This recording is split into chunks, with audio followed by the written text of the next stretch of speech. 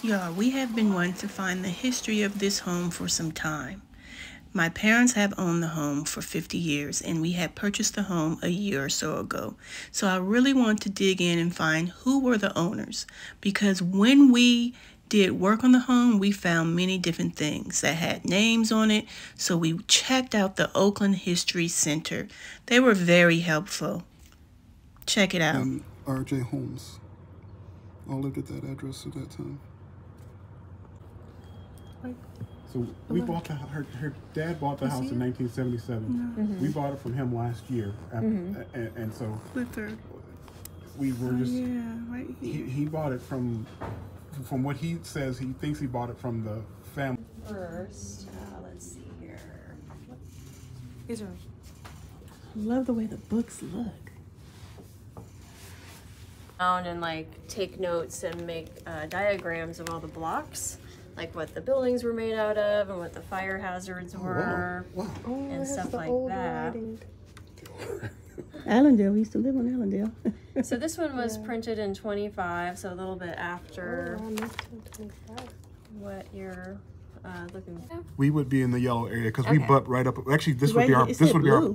The Mara's right here. I know Mara's right there, but I'm saying this would be our block because this is 39th and this is 38th. Okay. So this is our block right here. Oh, okay. So 559 is the page that we'll go to. 5.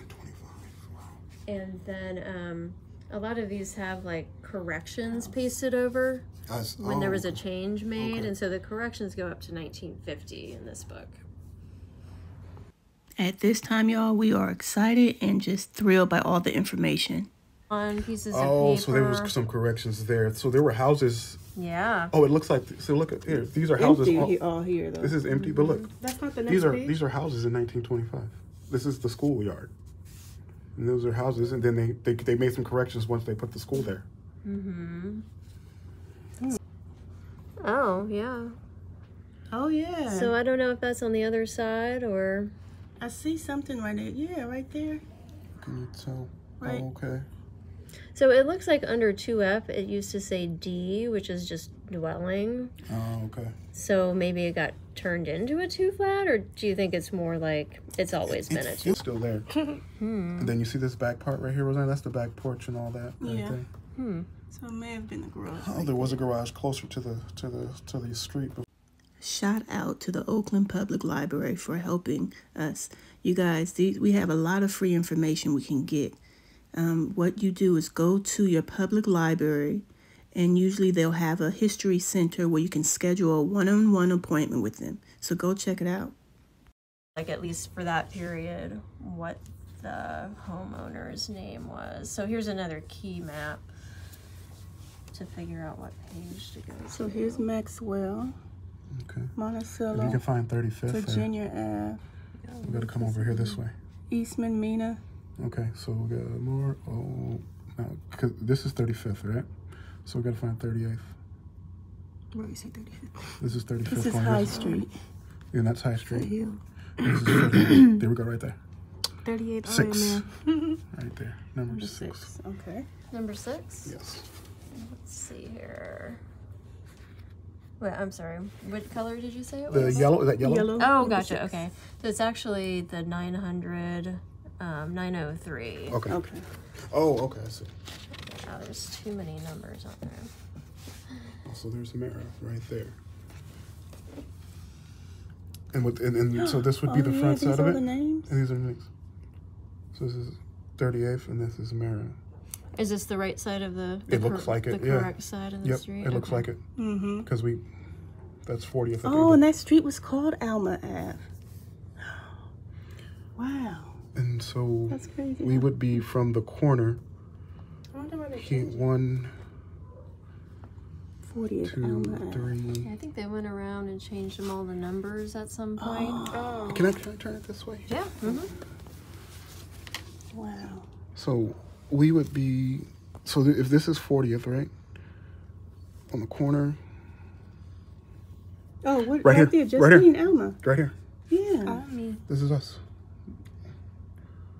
And this is what year? That's a This was the mid-20s. So I wonder if, well, it has to be connected to the street. Because our house, it seemed like it was one of the ones that was like the first one built in the... Well, it was like 31 says that they were built year before us. Their record says the year before us. And isn't it the only like 2-story? We're the only 2-story house in the area. And that on that between San Juan.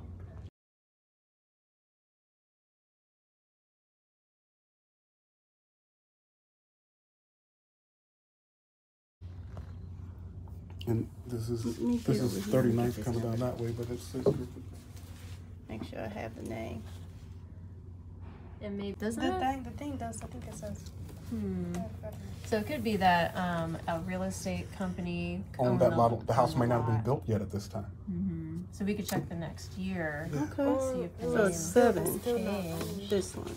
And this is 1914? Yes. Okay. Yeah, this one. It says the same thing. Okay.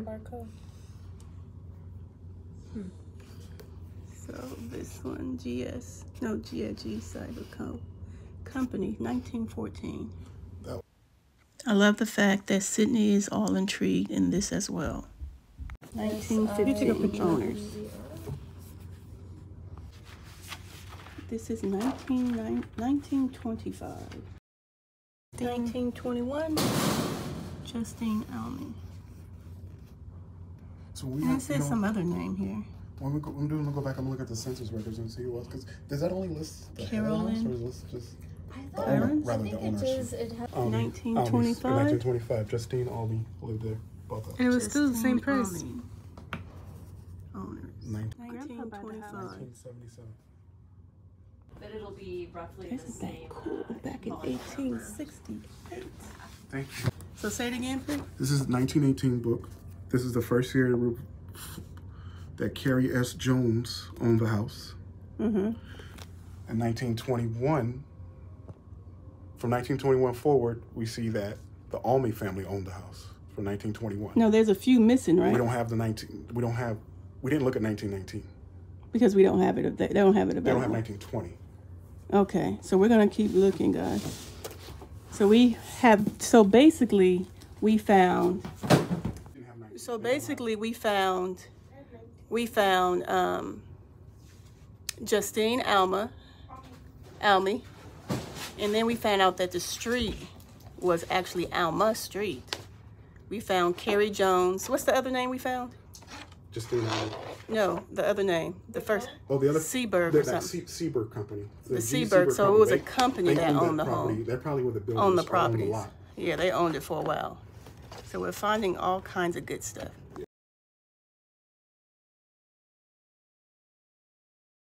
Okay, so you can also, the lady told us where are we at right now? The newspaper archives. So we're looking at the newspaper archives. You have to go through the public library, and you have to have a library card in order to access it. But you can search up any address and find out everything that pulled up in that address. And so we see here, it says cabin, shower, utilities, transportation, gentlemen, for $30 at this address. So I guess it was a space for $30 they rented for. That's pretty cool. So we found a building permit from 1919. Where is it at here? It shows, scroll down. If you see right there, it says Fred Schaffer, 1-story garage. It was $165. So this guy must be the builder, and he applied for the permit. Back in 1919? Yeah. To build the garage. Awesome. Okay, this is cool. So Pri, tell them about this one. This is an advertisement for the people who lived here in 1927. Mr. C.H. Almy, who owned the home at the time, he was the superintendent of the Piedmont streets.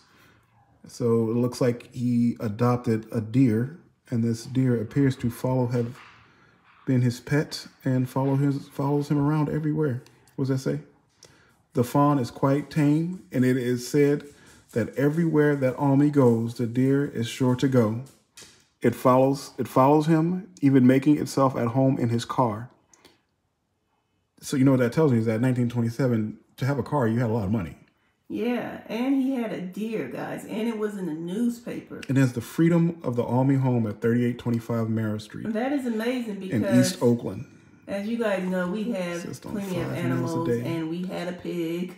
So to know that Mr. Almy had a deer that they treated like family was pretty cool.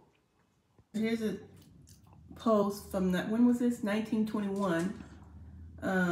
Mr. Charles Nichols got cited for a speeding ticket. It says while driving 28 miles an hour. They put his address in the newspaper. Wow. He was the brother of the owner, Mrs. Almy. Crazy. So in 1969, we see that they rented the top unit out for $125.